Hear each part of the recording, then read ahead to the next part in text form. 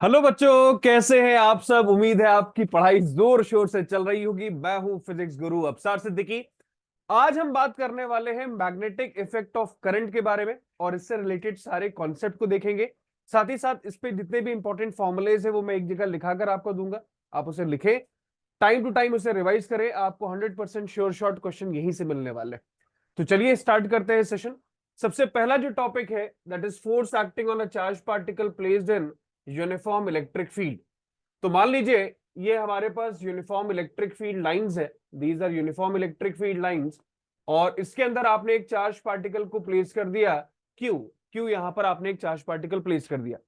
तो अगर मुझे निकालना है फोर्स इस टॉप ना इस चार्ज पार्टिकल पर कितना फोर्स लग रहा है, तो इसको निकालने के लिए हमारे पास फॉर्मूला है E is equal to F upon Q, force upon charge.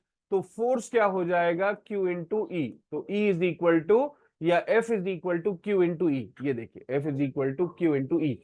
So this is nothing but electric force that is acting on a charge particle placed in uniform electric field. चलिए आगे चलते हैं। नेक्स्ट हम बात करेंगे magnetic force on charge के बारे में। चलिए देखिए इसे। मान लीजिए ये आपके पास मैग्नेटिक फील्ड लाइंस है। These are uniform magnetic field lines. और इसके अंदर आपने एक चार्ज पार्टिकल को प्लेस किया जिसकी वेलोसिटी v है और ये v वेलोसिटी से मूव कर रहा है, which makes an angle of theta degree with magnetic field. Angle कितना बन रहा है, theta degree.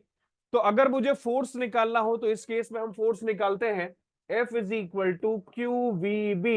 F is equal to Q V B sine theta. ये फॉर्मूला है that is force acting on a charge particle placed in uniform magnetic field. F is equal to Q V B sine theta.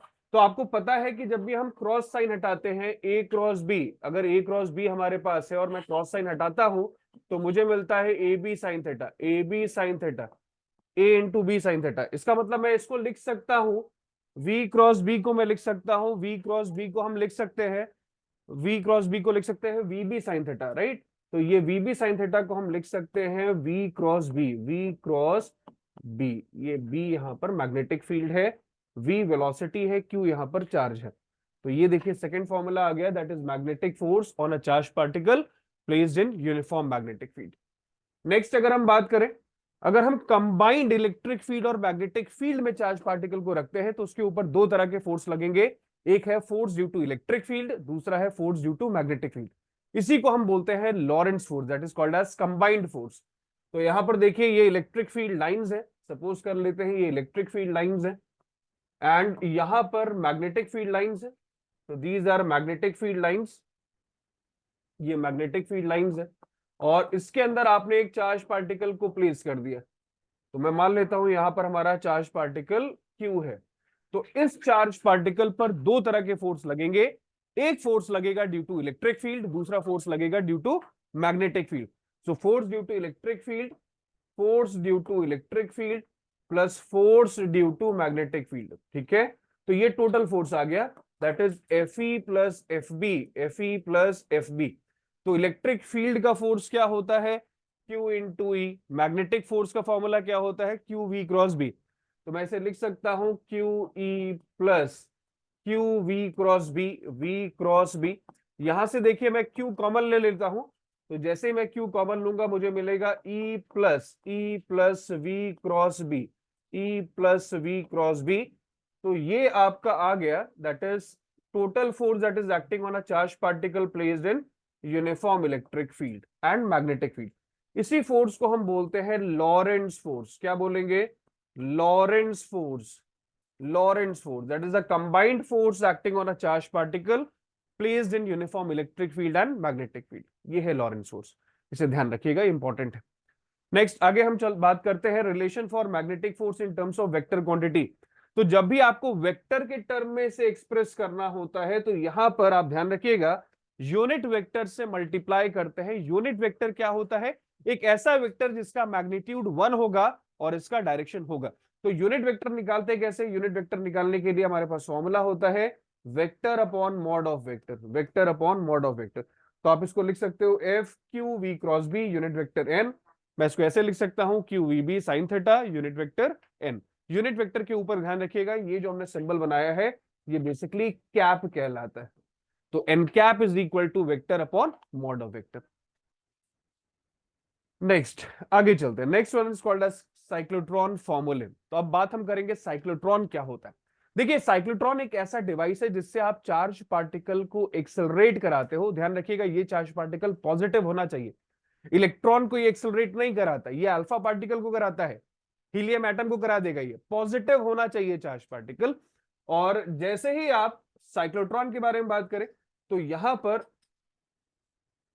कुछ इस तरह से समझ लीजिए, ये एक नॉर्थ पोल है मैग्नेट का, ये साउथ पोल है मैग्नेट का। तो यहां से हमने मैग्नेटिक फील्ड डेवलप कर दी और यहां पर इलेक्ट्रिक फील्ड भी इसके लगाते हैं। तो जैसे ही आप चार्ज पार्टिकल को इसके अंदर प्लेस करोगे in combined electric field and magnetic field, तो ये रोटेशन स्टार्ट कर देता है, घूमना स्टार्ट कर देता है कुछ इस तरह से, ये सर्कुलर मोशन स्टार्ट कर देता है। तो इसका रेडियस भी हम निकाल सकते हैं। चलिए कैसे निकालेंगे देखते हैं। आपको यह पता है कि जब भी बॉडी सर्कुलर मोशन करता है, जब भी बॉडी सर्कुलर मोशन करता है उसमें एक फोर्स लग रहा होता है जिसे हम बोलते हैं सेंट्रिपिटल फोर्स। तो सेंट्रिपिटल फोर्स का फॉर्मूला है Fc is equal to mv square by R. R बेटा यहां पर रेडियस है, इसका नाम रखा हमने equation number 1, mv square by R. दूसरा, इस चार्ज पार्टिकल पर जो दूसरा फोर्स लग रहा है वो लग रहा है QVB। तो सेकेंड फोर्स जो आपका एक्ट कर रहा है that is F is equal to QVB, इसका नाम रखा इक्वेशन नंबर 2। अब इन दोनों को मैं इक्वल करूंगा, तो इन दोनों को जैसे ही मैं इक्वल करूंगा देखते हैं क्या मिलेगा मुझे। तो मुझे मिल रहा है mv square by R, mv square by R is equal to QVB।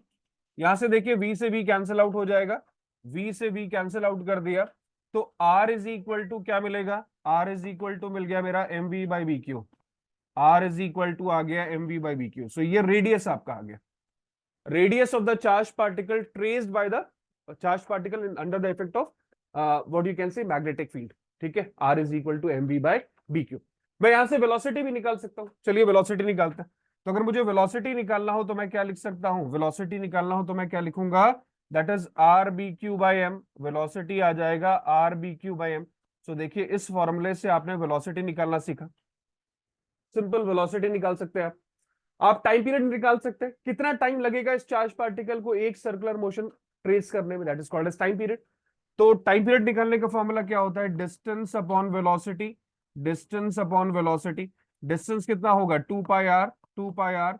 Velocity क्या है हमारे पास R B Q by M, R B Q by M. तो देखिए आर से आर कैंसिल आउट हो गया, तो टाइम पीरियड की वैल्यू क्या आ गई 2 pi M by B Q. Time period आ गया 2 pi M by B Q. ये देखिए आपका टाइम पीरियड आ गया 2 pi M by B Q. ठीक है, सिंपल है, समझ में आया आपको। आप इससे टाइम पीरियड आ गया तो आप इससे फ्रीक्वेंसी भी निकाल सकते हैं। चलिए फ्रीक्वेंसी कैसे निकालते हैं वो भी देखते हैं। तो मैं इससे फ्रीक्वेंसी भी निकाल सकता हूं, फ्रीक्वेंसी निकालता हूं मैं। तो frequency is nothing but inverse of time period. तो 1/t को हम फ्रीक्वेंसी लिख सकते हैं। तो फ्रीक्वेंसी निकालने के लिए मैं यहां पर सिंपल सा कॉन्सेप्ट लगा देता हूं। फ्रीक्वेंसी को मैं लिख सकता हूं 1 अपॉन टाइम पीरियड। चलिए देखिए यहां पर फ्रीक्वेंसी निकालना है तो फ्रीक्वेंसी होता है 1/TP, 1 अपॉन टाइम पीरियड। तो इसको जरा इन्वर्स कर देता हूं, मैं उल्टा करूंगा ऐसे। तो क्या आएगा B Q upon 2 pi M, B Q upon 2 pi M. तो ये आ गई फ्रीक्वेंसी आपकी। हम काइनेटिक एनर्जी भी कैलकुलेट कर सकते हैं यहाँ पर। तो काइनेटिक एनर्जी कैसे निकाले वो भी देखिए। काइनेटिक एनर्जी निकालने का फॉर्मूला होता है half M V square, half M V square. So 1/2 m V square का मतलब ये वैल्यू, वी स्क्वायर बेटा ये टर्म। तो वी स्क्वायर क्या होगा R square B square Q square upon M का स्क्वायर। एम से एम मैंने काट दिया तो मुझे क्या मिला 1/2 RBQ का होल का स्क्वायर अपॉन मास। तो ये आपका आ गया काइनेटिक एनर्जी, RBQ का whole square upon 2m, right. That is nothing but kinetic energy of a charge particle. ठीक है, चीजें क्लियर हो गई। तो ये सारे फॉर्मूलेज आप डिराइव कर सकते हो अगर आपको याद है तो बेटर। तो फ्रीक्वेंसी निकाला, वेलोसिटी निकाला, काइनेटिक एनर्जी निकाला। नेक्स्ट हम बात करने वाले हैं magnetic force on a straight wire carrying a current. तो अगर किसी मैग्नेटिक फील्ड में आपने एक वायर को प्लेस कर दिया जिसके अंदर करंट है, मान लीजिए ये वायर है और उसके अंदर करंट है I, तो ये एंगल बना रहा है थीटा डिग्री, तो इसके ऊपर कितना फोर्स लगेगा ये भी आप निकाल सकते हो by using formula F is equal to BIL sine theta, F is equal to BIL sine theta. तो ये फॉर्मूला याद रखिएगा, B I L sine theta, B I L sine theta. So अगर मुझे साइन हटाना है तो मैं यहाँ पर आई कॉमन ले लेता हूँ, आई कांस्टेंट बाहर ले लूंगा, तो मैं लिख सकता हूँ vector B cross vector L ना। इस तरह से आपका साइन थीटा हट जाता है। ए क्रॉस बी क्या होता है, A B sine theta, A dot B A B cos theta. तो आई एल क्रॉस बी आपका आ गया। दूसरा अगर मैं बात करूं, नेक्स्ट अगर मैं बात करूं मैग्नेटिक फील्ड के बारे में, so magnetic force by magnetic field in uniform over a whole wire. अगर पूरे वायर का निकालना है तो आप क्या करोगे, सिंपल इसे इंटीग्रेट कर दीजिए, आपका आंसर आ जाएगा। तो इंटीग्रेशन कर देंगे तो हमारा आंसर आ जाता है। Next one, magnetic force for arbitrary shaped wire. किसी भी तरह का शेप हो, आप उससे मैग्नेटिक फील्ड निकाल सकते हो बाय यूजिंग इंटीग्रेशन कॉन्सेप्ट। तो आप लिख सकते हो I integration of DL cross vector B. ठीक है, चीजें क्लियर हो गई। उसके बाद अगर आपको टॉर्क निकालना है किसी करंट लूप पर, तो टॉर्क निकालने का फॉर्मूला होता है आई, ठीक है, L1 L2 into B sine theta, L1 L2 into B sine theta. अगर n नंबर ऑफ टर्न्स दिया है तो यहां पर कुछ नहीं करना है, आपको n से मल्टीप्लाई कर देना है। टॉर्क का फॉर्मूला ये बहुत इंपॉर्टेंट है, tau is equal to N B I A sine theta, ये ध्यान रखिएगा, tau is equal to N B I A sine theta, N B I A. एक फॉर्मूला और होता है, अगर हमें स्प्रिंग कांस्टेंट दिया हो तो tau is equal to K phi, tau is equal to K phi. अगर मैं दोनों को इक्वल कर दूं तो यहां से मैं करंट भी निकाल सकता हूं या डिफ्लेक्शन भी निकाल सकता हूं, जिसे फाइ बोलते हैं। एक फॉर्मूला टॉर्क का और याद रखिए, tau is equal to M cross B, M cross B. ठीक है, चीजें क्लियर हो गई। चलिए डिफ्लेक्शन कैसे निकाले, तो यार इक्वल कर देते हैं आप, पर देखिएगा एन बी आई ए को मैं इक्वल कर देता हूं के फाइ से, के फाइ से, तो फाइ इज इक्वल टू हो गया N B I A upon K, N B I A upon K. ये देखिए N B I A upon K, ये फाइ है, फाइ का मतलब होता है डिफ्लेक्शन जो गैल्वेनोमीटर नीडल शो करती है, राइट। ओके, आगे चलते हैं। नेक्स्ट हम बात करेंगे मैग्नेटिक पोटेंशियल एनर्जी के बारे में। तो magnetic potential energy of magnetic dipole in uniform magnetic field. So ये बेसिकली डाइपोल है। डाइपोल का मतलब क्या हुआ, मान लीजिए ये आपके पास मैग्नेट है, तो ये नॉर्थ पोल होता है और ये साउथ पोल होता है। ये साउथ पोल है, बेसिकली नॉर्थ पोल को हम लिखते हैं प्लस एम से, साउथ पोल को हम लिखते हैं माइनस एम से।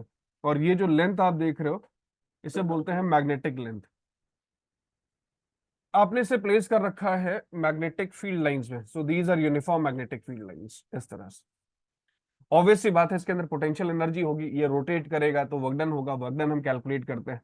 तो ये फॉर्मूला आता है U is equal to minus M dot B that is M B cos theta, U is equal to minus M dot B that is M B cos theta. ठीक है, तो इस तरह से आप पोटेंशियल एनर्जी कैलकुलेट कर सकते हो। नेक्स्ट आगे चलते हैं, हम बात करेंगे बायोट सेवर्ट लॉ के बारे में। तो basically Biot Savart law is used to find the magnitude of magnetic field due to current carrying wire। आप किसी भी वायर का निकाल सकते हो, बहुत सिंपल है ये। तो मान लीजिए हमारे पास एक वायर है और ये वायर है, इसके अंदर करंट आई है, मुझे यहां पर इस पॉइंट पर at a distance R at an angle of theta degree मुझे मैग्नीट्यूड निकालना है मैग्नेटिक फील्ड का। तो ये फॉर्मूला है DV is equal to mu naught upon 4 pi ideal sine theta upon R का square. DV is equal to mu naught upon 4 pi ideal sine theta upon R का square. ये जो mu naught है इसे हम बोलते हैं परमिबिलिटी ऑफ फ्री स्पेस, और इसकी वैल्यू फिक्स होती है 4 पाई इंटू 10 की power -7 tesla metre per ampere, tesla metre per ampere, ये इसकी वैल्यू है। ये परमिबिलिटी ऑफ फ्री स्पेस कहलाता है। आप बायोट सेवर्ट लॉ को वेक्टर फॉर्म में भी लिख सकते हो, एल से मल्टीप्लाई एल से डिवाइड आपको करना है, सिंपल। तो आपका आंसर आ जाएगा D B is equal to mu naught upon 4 pi I D L R upon R cube.